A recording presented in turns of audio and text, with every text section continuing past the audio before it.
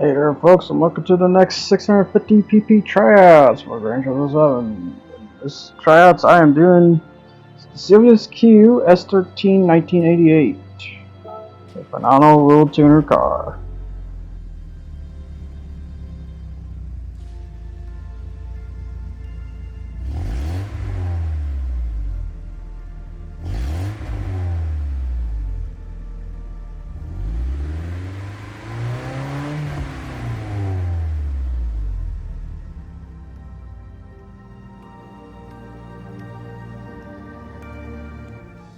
So here's the parts you can buy for this car, which yeah, I'm just gonna say I fully upgraded this car because that is basically its max horsepower if you just have mid RPM range for turbo, which is 326 horsepower and 219.1 foot per pound torque, which you wouldn't think that's a whole lot, but when the weight is only 2,066 pounds, because yeah, just say it's max weight reduction too on top of it, it's pretty good for what it is. For an inline 4 that doesn't even use the SR20, it uses a CA18DE motor. So this was the motor just before they decided to say, yeah, you know what, let's go stay with the SR20. Yeah, but the CA18 is a pretty phenomenal motor, I gotta say, for a car at the end of it. I can't say if it's a good one, but it's something for inline 4. It impresses me hardcore throughout all this. I'll just say that.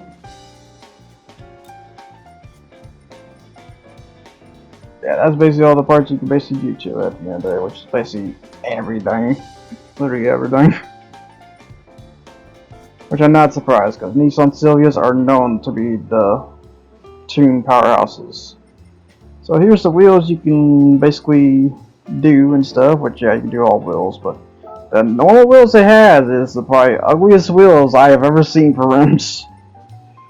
So yeah, maybe changing those. It's still stuck with the 14 inches at the end of the day, but that's fine. 14 inches are perfect. So they can have a front lip skirt, let's say. Front lip underside or something like that.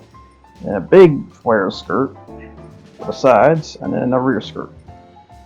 So yeah, you can just go all out on this car at the end of it, which I'm not surprised, because this car is known for its tuning premise, because this is one of the highest tuning cars out there besides something like Civic or something like Integra or, you know, Mitsubishi, Subaru. Like, this is like one of the highest because of its drift potential and it's whatever you can do with it at the end of the day. It's like if you gave the Truno Apex steroids at the end of the day. That's what it feels like. Yeah, you got the roll cage, just simply everything. Just simply everything you do to Silvia. And this probably includes the other 4 versions in the future, because yeah, I just said there's a bunch of versions of the Silvia. Because you have the Silvia Q, you have the Silvia K version of this, you have the Salady, you have the 180SX, you have, I want to say 180SX Type X, you have the Silvia Q S14, Silvia K of S14. And then for the S15, just a spec car. Thank God! As it goes. Yeah, I kept with the front faceplate because I do like that. And it's also funny when you so happen to damage that because it cracks up.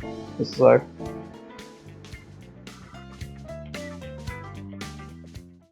Okay, so you can have a wide body to this car too on top of it, which I'm not surprised.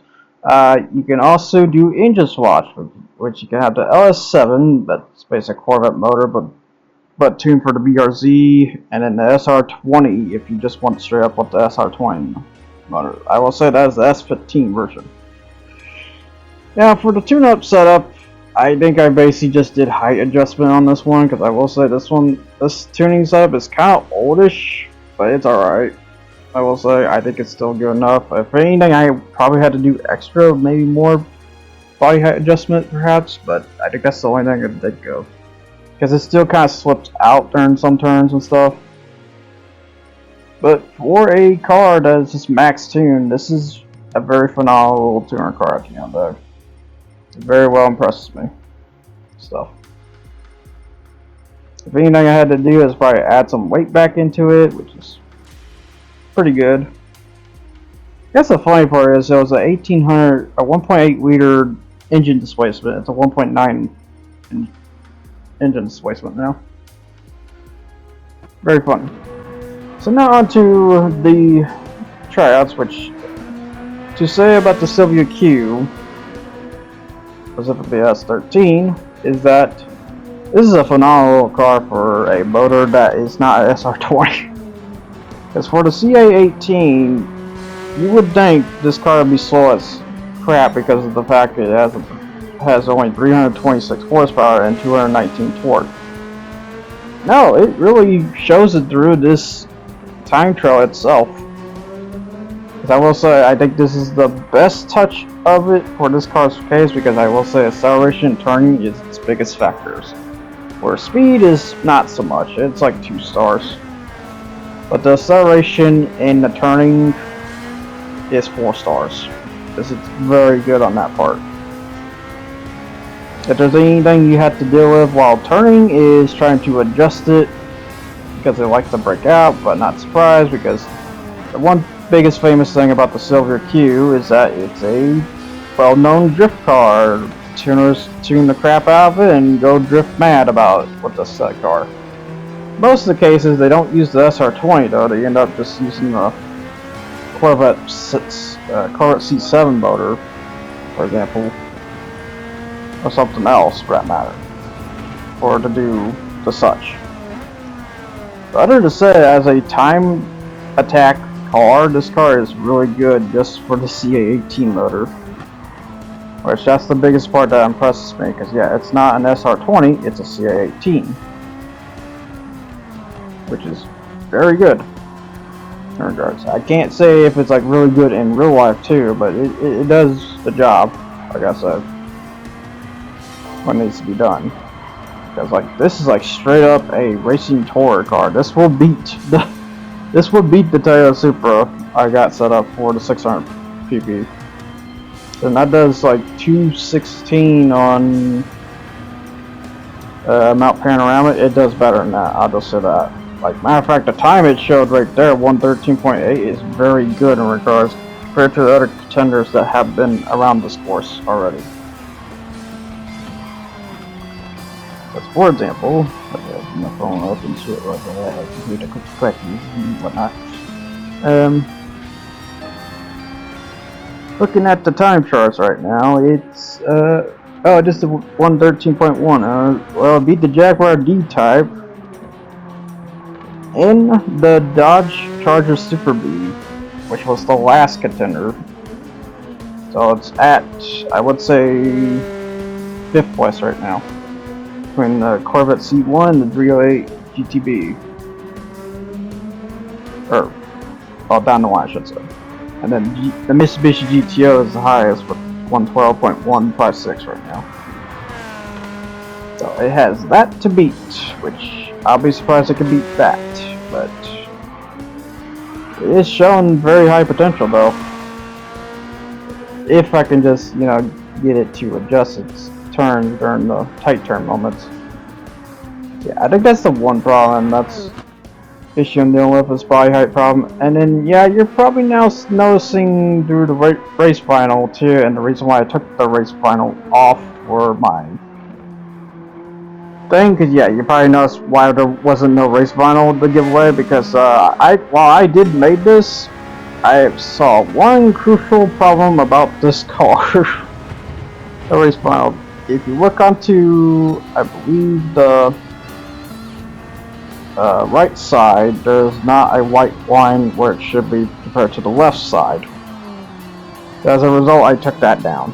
I will say I plan to remix it in the future, but let's see about this best lap here. Yeah, 112.8, that's really pretty, or yeah, 0.9, I think I meant. That's pretty dang close, because that's almost being the Corvette C1. The Corvette C1 is at 112.6, so it's got that to beat. And such. But yeah, this car impresses me at the end of the day, because it is definitely a little turning beast at the end of the day. while being, you know, one of the most phenomenal tuning cars in the world, basically. There are so many things people have done these cars. And it's not surprising why the prices of these cars jack up, because at the end of the day, they either just live as a tuner car or they just burn up and die in a junkyard somewhere. Worst case scenario. Let's see how it hits. 112.363. It beat the C1 Corvette in the 308 GTB. It turns better than that. Better than the Ferrari. That's a contender. Alright. Let's see about that balance performance between the speed and turning now at Deep Forest Raceway. Good job. Silvia Q. In terms of my history with this car, I usually kind of avoided this car because I always thought this car was just kind of meh. Until of course I saw this race vinyl in Gran Turismo 2 or Gran Turismo 1 for that matter. This race vinyl fixes that car with like so big time. Like this is, if there's a race vinyl I had to choose for the S13, it's this, because this retro flair it gives is so good to look at the end of it. But yeah, then I later fixed that line too, because you'll see here, yeah, I can see that. Now the line's fixed. I also changed the Gran Turismo icon in the back to be my modern style now, the checkers. Now I still haven't uploaded it yet because I have plans to fix the white lines completely and stuff. Because I still feel like it's not right just yet, but I'll probably toss in the future video made for the AI battles and stuff, for those that want it at the end of the day, because I know a lot of people want this race vinyl at the end of the day. Because yeah, it's such a good style for this car. Compared to like all the other styles I've seen, this is still one of my favorite styles. Maybe because I'm such a retro race aficionado, I would say, on that. Because I do like old race style vinyl compared to nowadays, where it's like too much. It's just too much sometimes. It's like, what is it supposed to be, a car or artisan project? Cause I'm sorry, you still gotta make it look like a car at the end of the day. Yeah, if I have anything to say about new racing vinyls these days, definitely a real miss to me, because sometimes it's just too saturated in the vinyl department. Where something like this fits just right. This makes the car have its own identity and stuff. Where it normally looks like a basic coupe at the end of the day. But yeah, it is a club cab.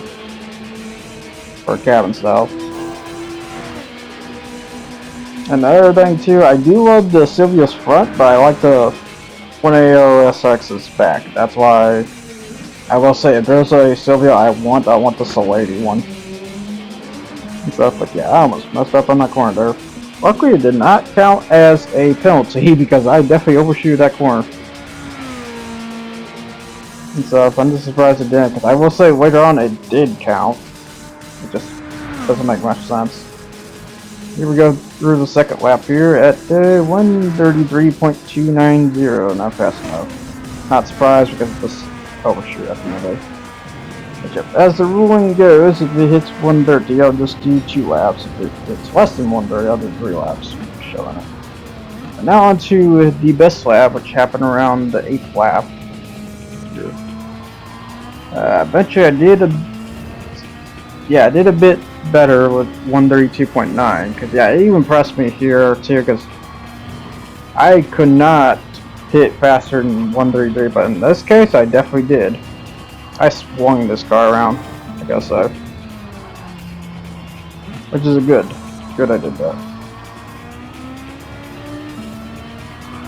Okay, here we go, going through the balanced curves and stuff, through turns and such.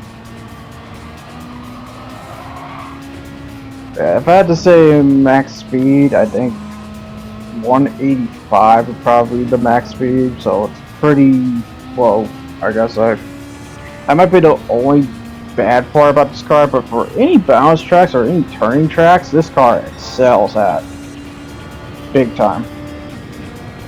Especially with its low weight, 2,066 pounds is light. Like, super light. Like, Lotus Elise light. Like, good God.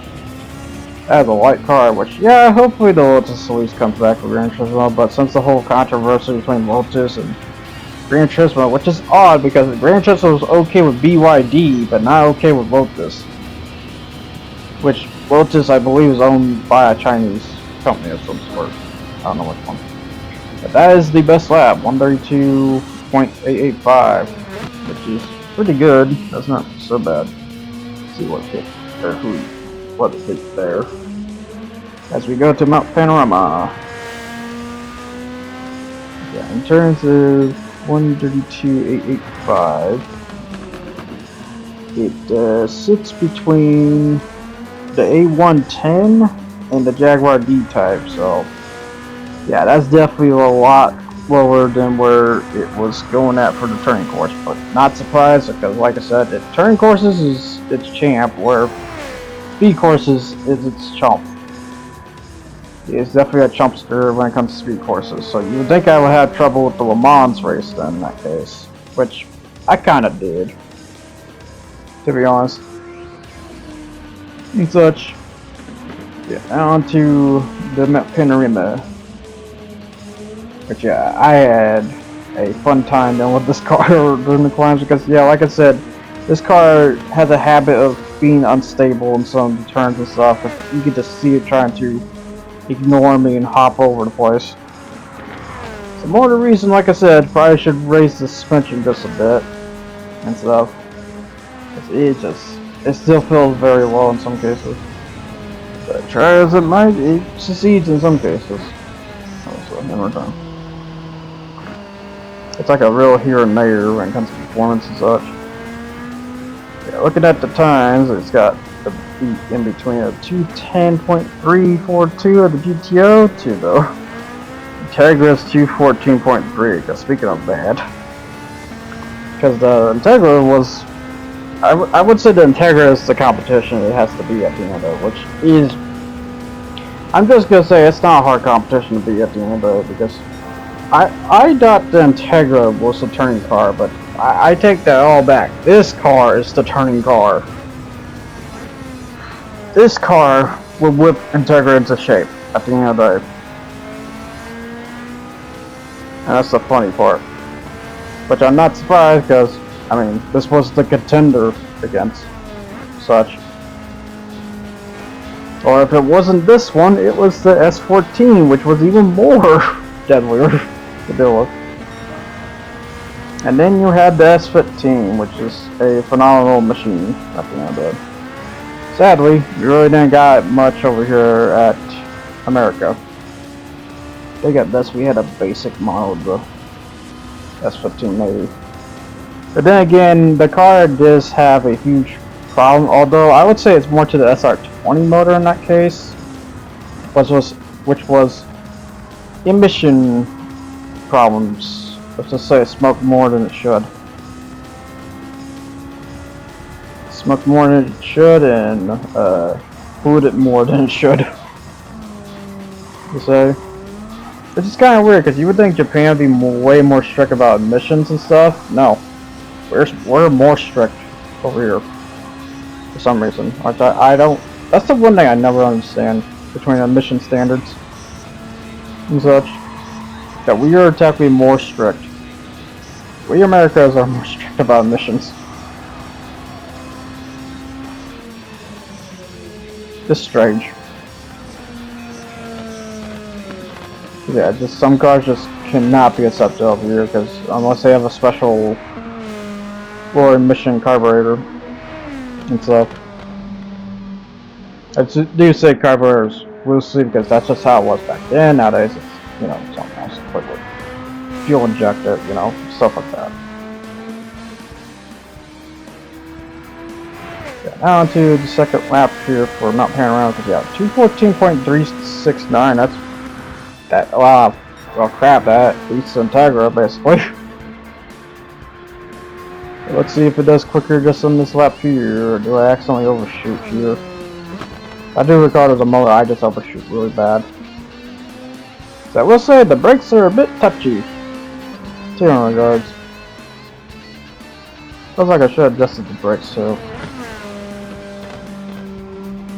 Here we go to the last swing. And it pulls a 214.2. It beats an Integra at least, but it's still in the bottom of the tier right now. Now onto the best lap. It's 214.092. However, I did a better lap, 213.1, so definitely a big jump to what it was. Definitely a big old second drop. I hit pretty good in terms of numbers. Let's see. In terms of Mount Panorama, 213.1 hits between the 308 GTB, its competitor, and which the 308 GTB hits 212.5, 22. Where the XNR Gia Roadster hits 213.792. Cause yeah, I will say it's a big jump difference I'm noticing there. That's the funny part on this time score so far. But can it go quicker? Can it beat the 308? It's up, cause yeah. So off we go to the down climb here. Ooh, it's doing faster. 2.2 right there. Once I get these swings right. Yeah, that's the problem. That's about basically just turning in general. Like, are you sure you're making the turn just right? Are you without any slowdowns between that turn? Are you swinging it just right? Yeah, that's the thing when it comes to turning, because you don't want arc. You want to swing, basically, when it comes to turns. Even if it's the most tightest jab, you still kind of want to swing it in. The swinging is faster than arcs turns. Unless you're operating a machine where arc is fine.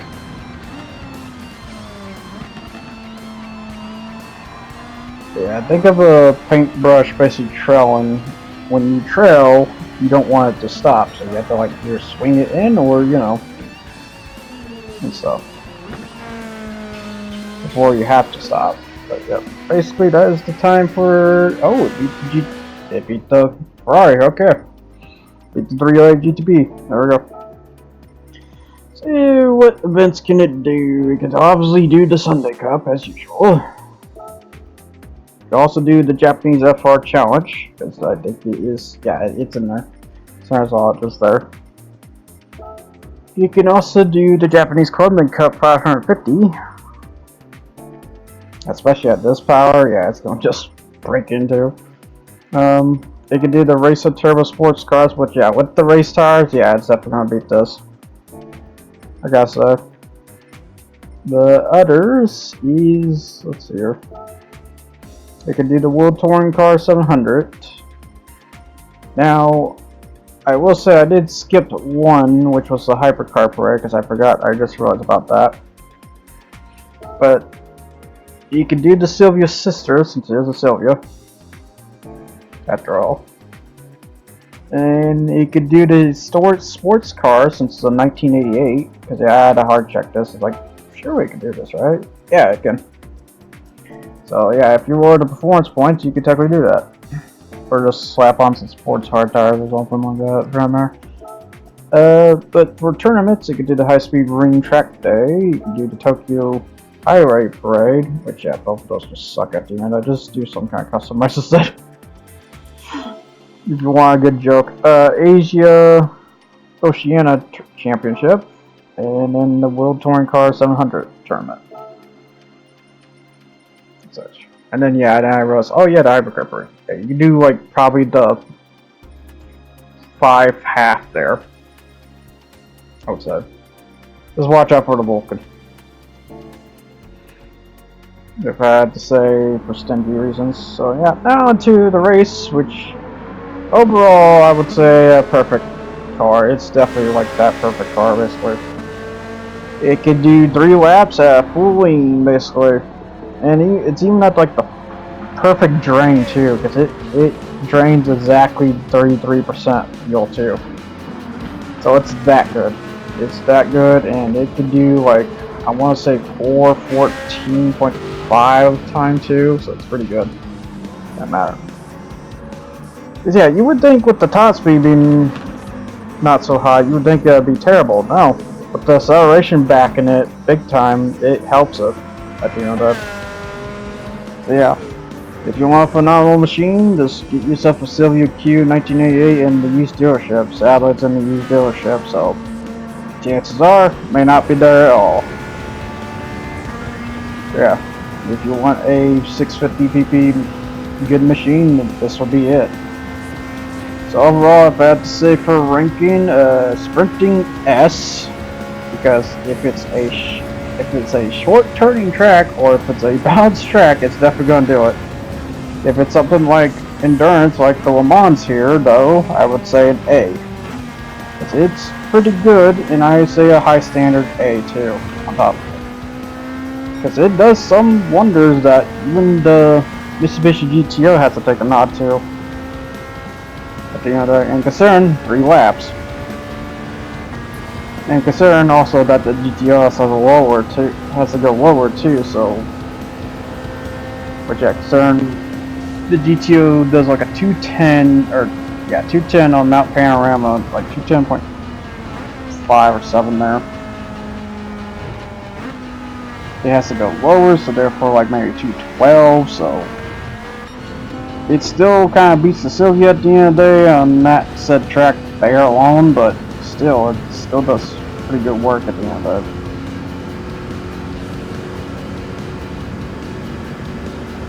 But yeah, if I have to choose the GTO over Silvia though, the GTO.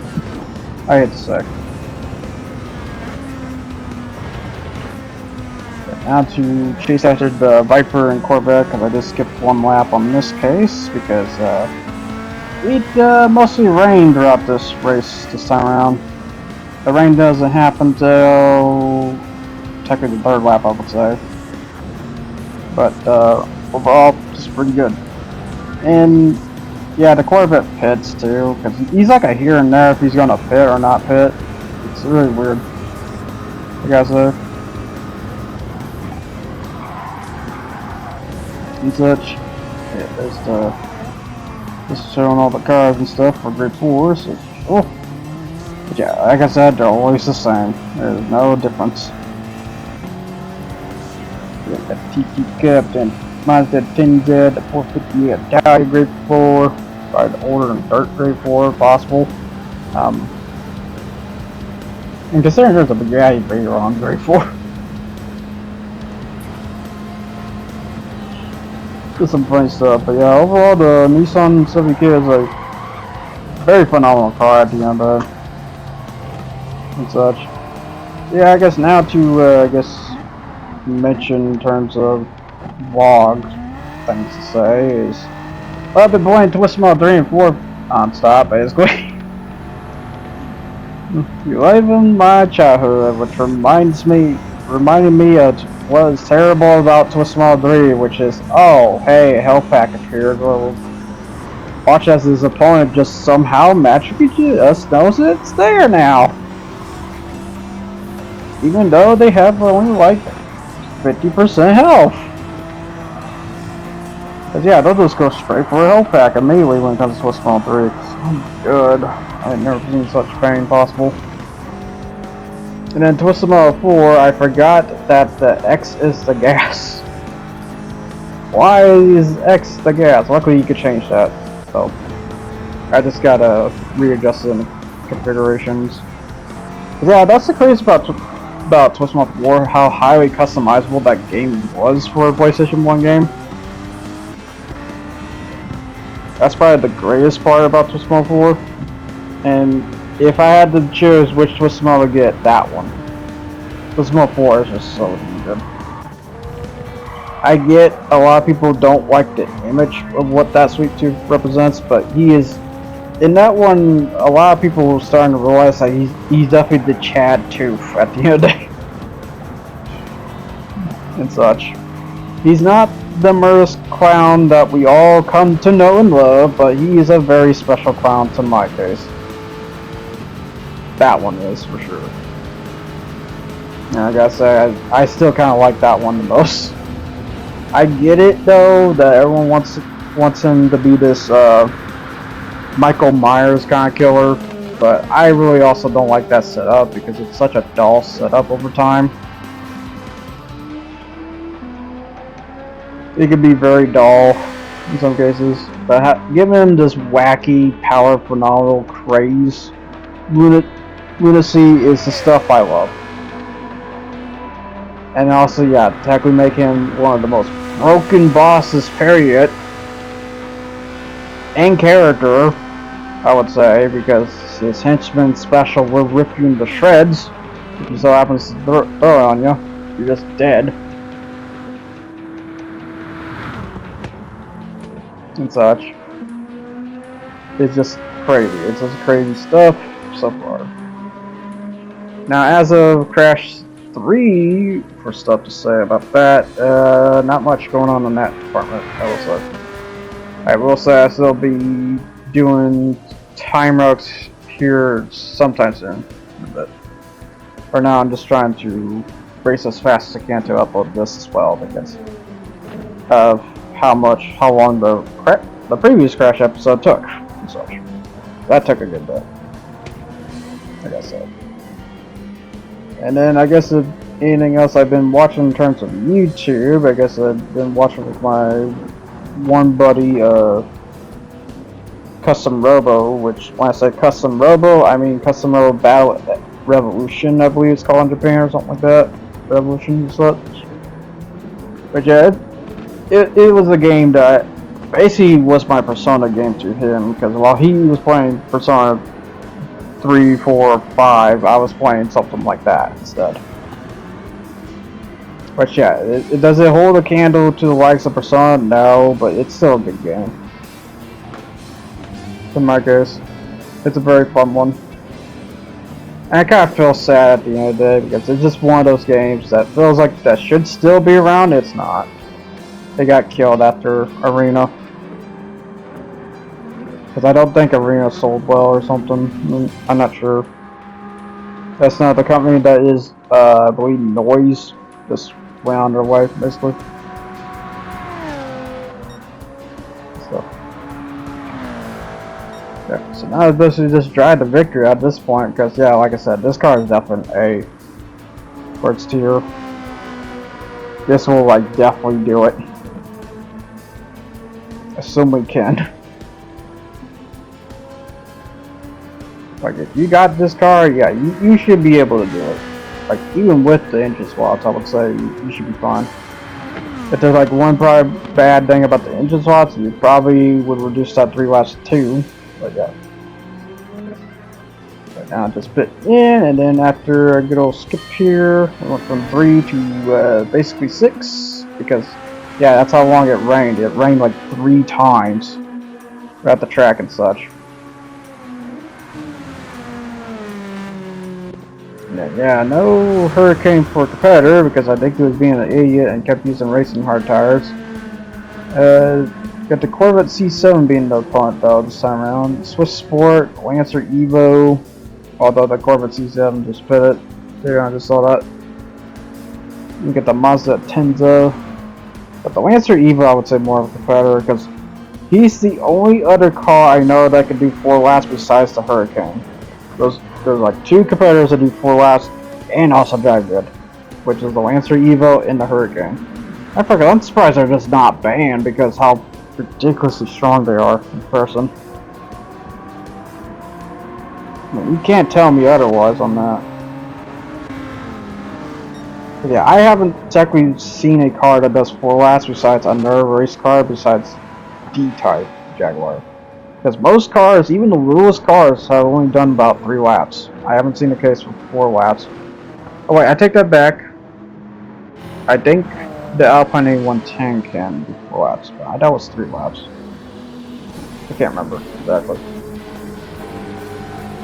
But yeah, it's just been a very rare case for 4 lap cars at the end of the day.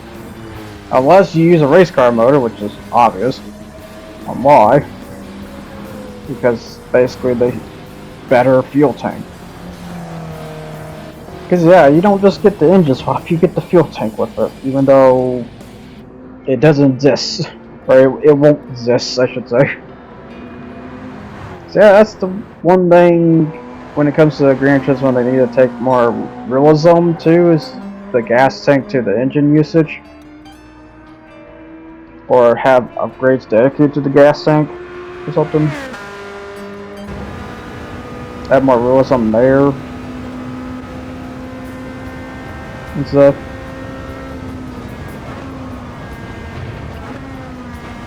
Get onto the turn here. But yeah, at the end of the day, Silvia Q is just a very phenomenal machine, and I really don't have much else to say as of right now, besides trying to think of other vlog signs, but that's really about it so far. I'm just having fun with this car at the end of the day. I guess to mention for, I guess to recap for plans for between 600 and 650, yeah, I'm basically going to be going back and forth between 600 to 650. Showcase not just the car for that next 650, but showcase the car for the next 600 too and off the road.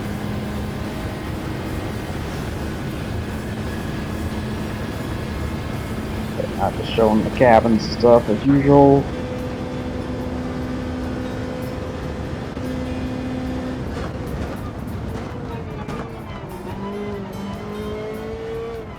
Yeah, it's kind of interesting that out of all the cars that have 7 speeds, the 458 Italia has one, and then the M4 has one.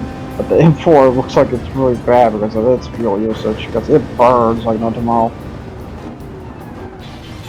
Which I'm not sure why, besides being a heavy looking car. Which I gotta say, by BMW standards, that's gotta be terrible. It's just gotta be.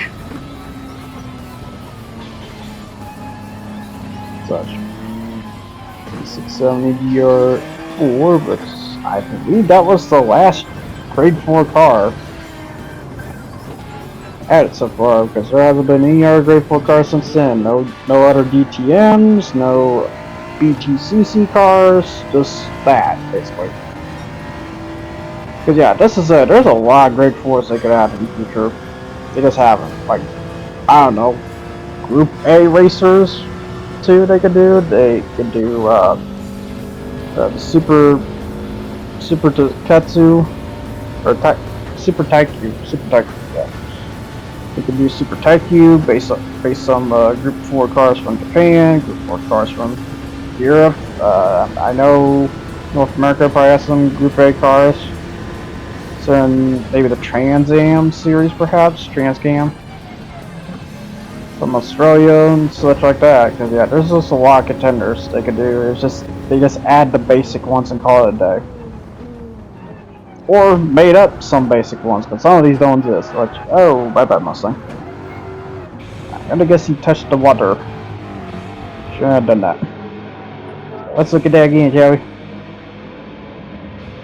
It also didn't help with the Alfa Romeo 4C being on the side there, and he really forcing them to go on that side too. That's gotta suck. Yeah. This is how mean the AIs can get sometimes.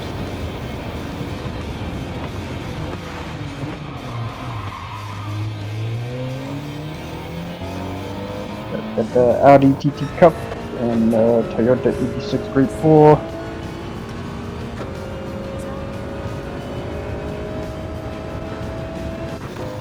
We're basically almost done here, basically at the end of the day, because yeah, I just got the rest of the contenders and stuff. Yeah, in terms of top speed through just the chicane Le Mans, I would say it's like 180, so it's a lot. Some people want to know that too, because I will say, while I do know chicane for Le Mans, that still ain't like the greatest thing to do for top speed, because there won't ever be a case of a no chicane Le Mans.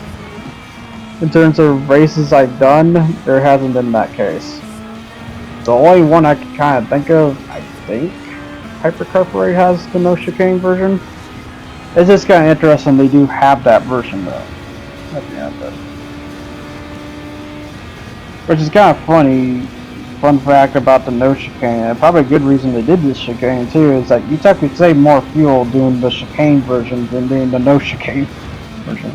The trade-off is you spend more time though, but it was to prevent Group C race cars from going crazy on miles per hour, because going 250 is pretty dangerous for braking and stuff. I will say, because that's when we hit the point of no return for how much human physics can hold at the end of that. 250 miles per hour is pretty dangerous. I mean, we may have made brakes to the point where you can now handle 250 miles per hour, but it's still just very dangerous at the end of that. That's why my mind has learned to be even more acceptable about low-speed race cars at the end of the day, because it's kind of good that at the end of the day to think like that and such. Because that way you're much more safer with handling speeds like that than handling higher speeds, because it's just way more dangerous and stuff. Like, you become more of a fragile missile hitting at 200 miles than a missile at 100 miles per hour. So, unless your car just wasn't designed to handle wreckage, which that can be the case, because some race cars are just a big old plastic shell at the end of the day. Because they're in NASCAR's case. Which I'm still surprised that's an okay thing. In terms of NASCAR. I mean, I think it's gotten like a whole lot better about that, but it's just kind of funny about that. Back then, in terms of NASCAR, they just did is a slap a big old shell over the car, spray them at the end of it. Yep, that's basically the Silvia S13 stuff.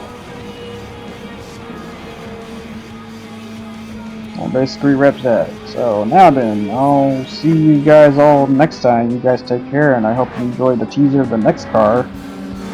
We might have a Mini Cooper come along our way, but not just any Mini Cooper, but with a Civic motor. Till then, I'll see you guys all next time. You guys take care, and ciao.